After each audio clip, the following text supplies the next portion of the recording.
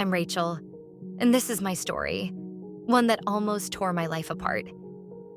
It's strange how things can spiral out of control when you least expect it, and how someone you trust can suddenly become someone who feels like a complete stranger. It all started so innocently, really. My husband, Michael, and I had been married for 8 years. We had a beautiful home, great careers, and the most lovable golden retriever, Max, who was like a child to us.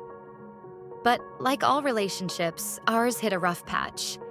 We were still together, but emotionally, we had drifted apart. Michael was working late hours, and I often felt neglected, unnoticed, like I was disappearing in my own home. I didn't realize how vulnerable I was until John came into the picture. John was my husband's best friend, and a frequent guest at our house. He had been part of our lives for years. He and Michael played basketball together, and the three of us would often share dinners, talking about everything from life to sports to work. But as time went on, John and I started to connect in a way that felt different.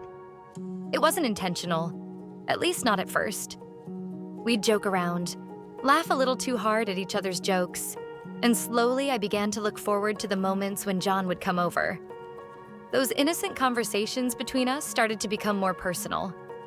We'd talk about our frustrations in life, and before I knew it, I found myself sharing things with John that I hadn't even told Michael. I'll admit, I was flattered by the attention. John noticed the little things, my new hairstyle, the way I styled my clothes, things that Michael had stopped noticing long ago. It felt nice to be seen again, to feel important. But I never thought it would go beyond that. At least that's what I told myself. Then, one evening, things took a turn. It was a typical Friday night.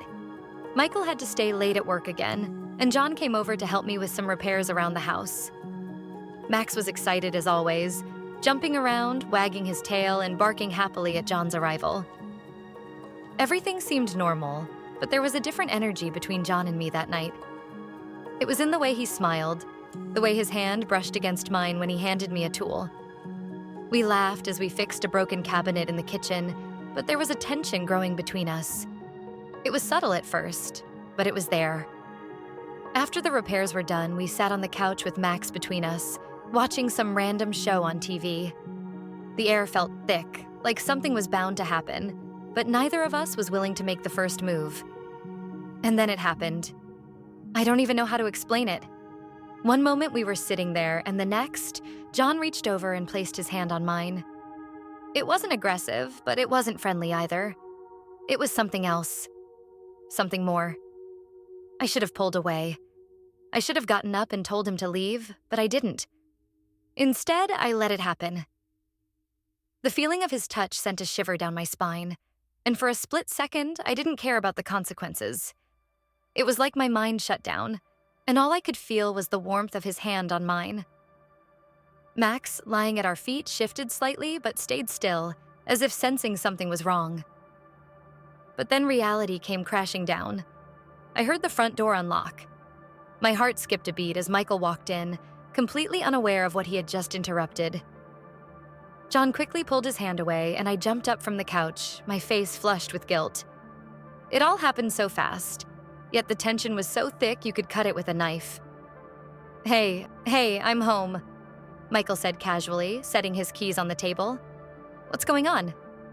"Nothing," I blurted out, my voice a little too high-pitched. "We were just watching TV."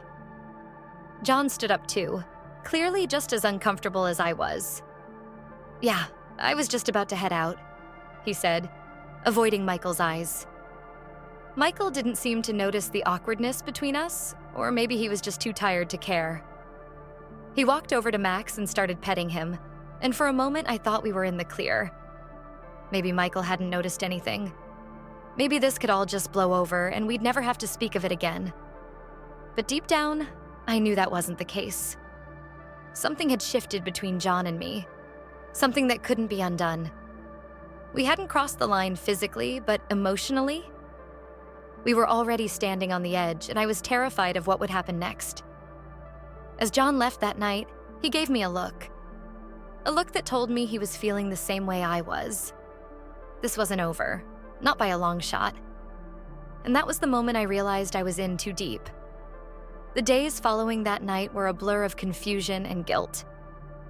I couldn't stop thinking about John. His touch, his presence, the way he made me feel noticed. But every time I thought of him, I was immediately hit with a wave of guilt. Michael hadn't done anything wrong. He was a good husband, distracted and tired, yes. But he didn't deserve what was happening behind his back. I tried to shake it off, convincing myself that it was just a moment of weakness, nothing more. But as much as I wanted to bury it, John was always there. He would text me random things, like asking how I was doing or if Max had been behaving. It wasn't overly flirtatious, but the subtext was clear. He hadn't forgotten that night either. I knew I should have ignored him, but I didn't. The truth is, I enjoyed the attention, and that realization made me hate myself even more. Every time I replied, I felt like I was playing with fire, but I couldn't stop. Things came to a head one evening when Michael decided to invite John over for dinner. He said it had been a while since the three of us had spent time together, and I couldn't exactly argue without raising suspicions. So I put on a smile and pretended like everything was normal. But inside, I was a wreck. The dinner was awkward, at least for me. Michael and John were their usual selves, laughing, talking about sports, and sharing stories about work. But I couldn't focus. Every time John looked at me, I felt like he could see right through me. And every time Michael smiled at me, I felt like the worst person in the world. After dinner, we moved to the living room, Max trailing behind us as always. John sat down on the couch, and I hesitated for a moment before sitting next to him, careful to keep a noticeable distance between us. Michael was in the kitchen, cleaning up, completely oblivious to the tension between John and me. And then, in a moment that I'll never forget, Max jumped up onto the couch, right between John and me, just like he had the night before. He was wagging his tail, oblivious to the emotional storm brewing in the room. John chuckled and reached over to pet him, and for a split second, his hand brushed against mine again. It was like déjà vu, but this time I pulled away instantly, my heart pounding in my chest. I couldn't do this anymore. I stood up abruptly, startling both John and Max. "I'm going to help Michael in the kitchen," I said, my voice shaky. I needed to get out of there. The walls were closing in, and I felt like I was suffocating under the weight of my own guilt. John didn't say anything. He just nodded, his expression unreadable. In the kitchen, I found Michael drying dishes, humming softly to himself. He looked so content, so blissfully unaware of the emotional disaster unfolding behind his back. I watched him for a moment, and the guilt hit me like a freight train. This was wrong. Everything about this was wrong. "Hey, can I talk to you?" I asked, my voice barely above a whisper. Michael turned to me, his smile fading when he saw the look on my face. "What's wrong?" I hesitated, my mind racing. Should I tell him the truth? Should I confess everything and risk losing him forever? But as I stood there, staring into his concerned eyes, I realized that I couldn't. Not like this. The truth would destroy him, and I wasn't ready for that. I wasn't ready to tear our lives apart. "Nothing," I lied, forcing a smile. I've been feeling a little off lately. Work's been stressful." Michael relaxed, clearly relieved. "You know you can talk to me about anything, right?" he said, pulling me into a hug. "I'm here for you." His embrace felt like a lifeline, pulling me back from the edge. And in that moment, I made a decision. I was going to end whatever was happening with John. I couldn't keep walking this dangerous line, risking everything for something that wasn't worth it. But fate had other plans. The next day, I texted John, telling him we needed to talk. I wanted to be clear. This needed to stop. I wasn't going to risk my marriage for a fleeting attraction, no matter how strong it felt. He agreed to meet up, but instead of suggesting a public place, he asked if he could come over when Michael wasn't home. Against my better judgment, I agreed. When John arrived, Max greeted him excitedly as usual, oblivious to the tension in the air. I led John into the living room, determined to have a serious conversation. I needed to set boundaries. I needed to end this before it went any further. But John had other ideas. As soon as we sat down, he leaned in closer than I expected, his eyes locked on mine. "Rachel, I can't stop thinking about you," he confessed, his voice low and intense. My heart raced, but I shook my head. "John, this is wrong.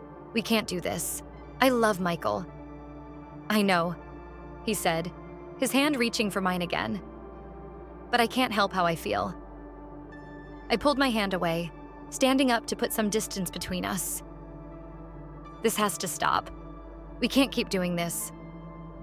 John stood up too, frustration clear on his face. "Rachel, you feel it too. I know you do." Before I could respond, the sound of the front door unlocking sent a wave of panic through me. Michael was home early.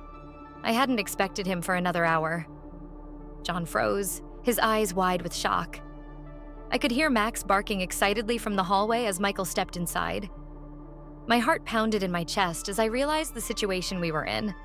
There was no way to explain this without it looking bad. Michael walked into the living room, his face lighting up when he saw me, until he noticed John.